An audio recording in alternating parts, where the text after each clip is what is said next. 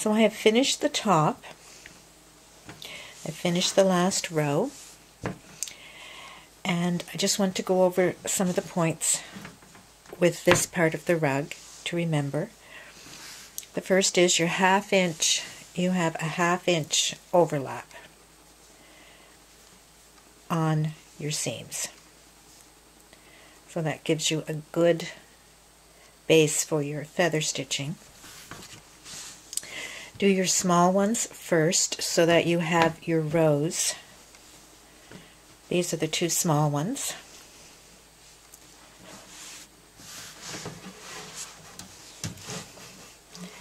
Then you put your rows together.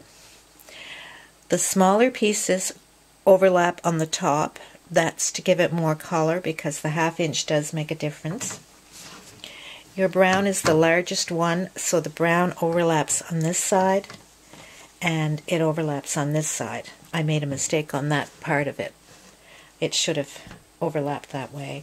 The dark colors overlap the light colors. Don't worry about your stitches.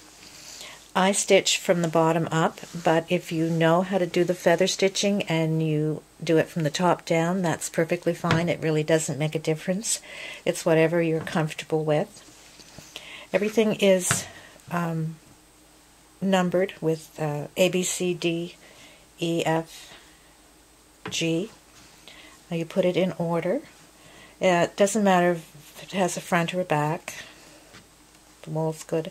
If there's a stain or something on one side and you want it out front, then you can switch it around. Use masking tape if you need to keep your rows straight. Do not be concerned about perfect stitches. You really don't want perfect stitches on this rug. So it's now ready to put the appliques on, and it's difficult to do that because it's such a large rug, but I will show as best I can in the next video.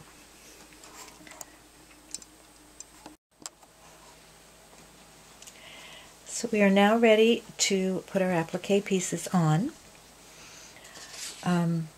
As I said, it's difficult to do it because it's such a large rug, but I just want to go over some things with you. Everything is numbered, and see if I can get it. It starts 1, 2, 3, 4, 5, 5A and 5B, 6, 7, 8, and 9. And the little pennies are the 9As, 8As, 7As, etc. Just go by the diagram.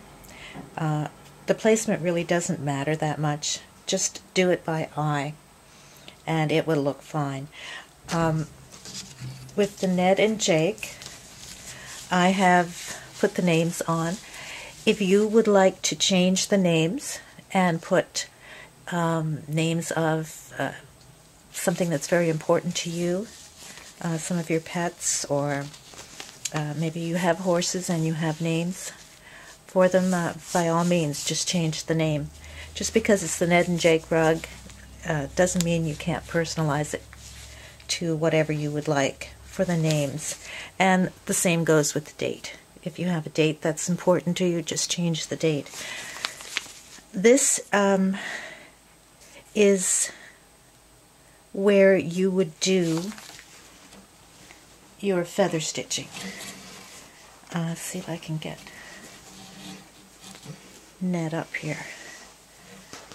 See, I've just done a feather stitching across here. It just breaks the horse up a bit and makes it look different.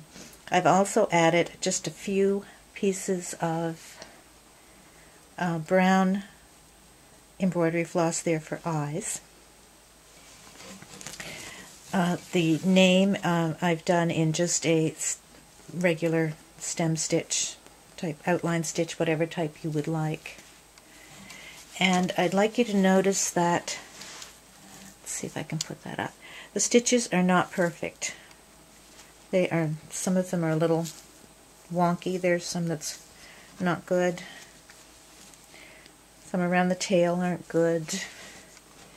And especially around the circles too.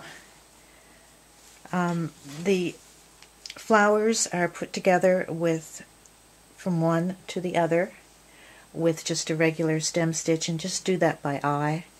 That's they're also not round, and that's on purpose. And let's see, can I get that? Okay. See, the stitches are not even. They're not as good as they're not perfection, and you don't want perfection with this rug. The lady that has done this rug and designed this rug is not a experienced seamstress. So,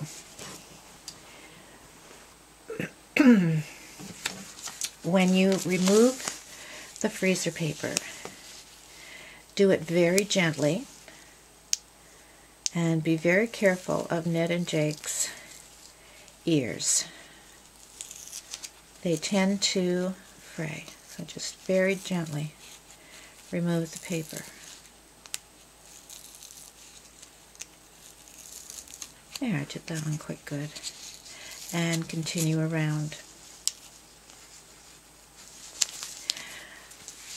Ned and Jake are different, so remember to put Ned on your left, Jake on your right. You can transfer your numbers and your names however you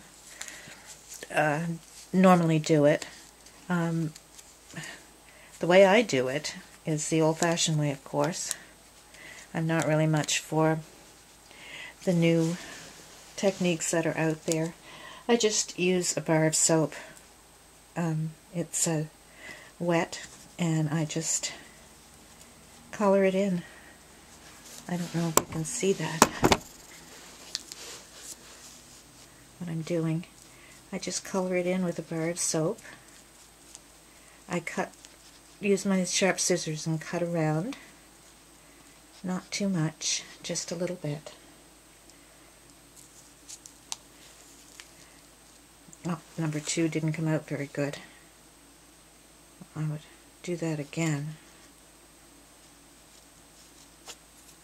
Normally it comes out good.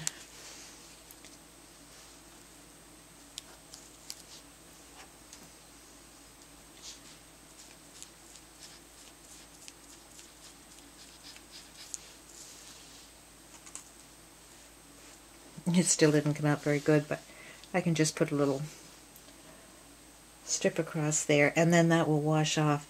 My soap was a little too soft. Usually with hard soap it works very well, but it's too soft because it's under the lights. So don't have your soap very mushy. Just dampen it. Regular soap, dampen it a bit. So the next step is to place your 3 main pieces on, and you can use this as a guide. Don't be too concerned that these are in the same place. It really doesn't matter. Just try to center in the middle of your rug. Try to have this in the middle. This is a bit off-centered, I think. And if they're pointing up, doesn't matter. Just whatever you think looks good. So I wouldn't pin these. I would put a few pins and I would base them. The reason being, when you're moving it around and you're doing the feather stitching, your thread catches the needles, and it's just to take a few minutes and base them. It's well worth it. This would go on first. I would do these 3 pieces first. I would have these set to where they look good and put those on. Once this is feather stitched, then I would add this piece, and then this piece is the 1902. You can do your applique this way, and you can do the Ned and Jake's before it's on the rug, or you can wait until they're on the rug and then do them. So that's the next step. Once those are basted, those 3 pieces are basted, they're feather stitched, then you add these, the applique if you'd like. Then you would put the flowers on. I put these on first, and I do the feather stitch, and then I put these on. I don't feather stitch this and this and then apply it to the rug. You can do that if you like. It really doesn't matter. It's just I don't like to hold small things in my hand and stitch, especially the feather stitch. So those are all numbered: 1, 2, and 3, 7, 8, and 9. Just before, when you have Ned and Jake and the middle piece laid out on your rug, just make sure that you have enough room on each side to put your flowers. It looks good, but I wouldn't worry about putting the flowers on until this is feather stitched. As always, I pull one long piece of thread and then I half it. You can work with a length that's comfortable to you. So I will do that part, and the next part is, I think, what everyone is waiting for, and that's the binding. So I just want to mention before I leave this part of the rug about the staining and about the aging, because that's a very important part of this rug. And I think maybe you can see. This is how I will show you that you age the rug. The color looks flat, even though it has spots in it and it's a nice color. You really need this aging on the rug, and I will also have that in a video for you. So I hope you enjoy stitching Ned and Jake.